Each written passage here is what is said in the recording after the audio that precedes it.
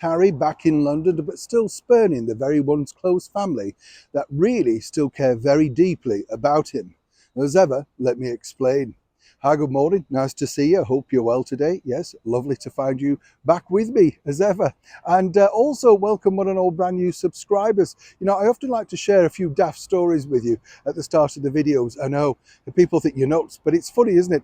There was a story today which it just kind of made me laugh because a lady who attended an Elton John show way back in 1976, well, apparently threw out some carnations into the audience, and she caught a couple of them. And anyway, she took them home, pressed them, and now she's finding that they're worth £150.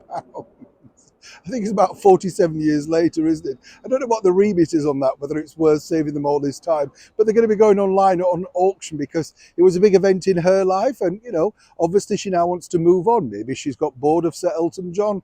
Who knows? But either way, she's selling those carnations. Back as ever to your breaking roll story of the day.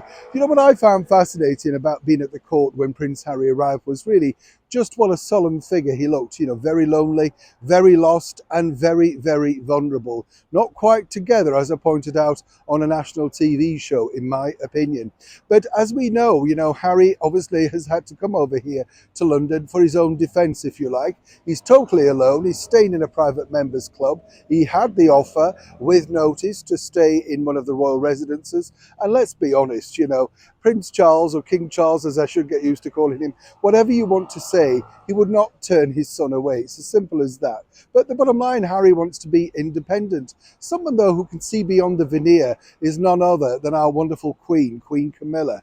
She knows that Harry really is struggling. She can see through it. Remember, she lived through those teenage years. And many people I know don't particularly like Camilla still, but she's a kind-hearted woman. So much so that she's reached out to him once again while in London. And as ever, we have to say, allegedly, to see if, you know, they want to meet up, if he needs any companionship, friendship, whatever, because she can see, according to a very good source, that Harry is truly struggling.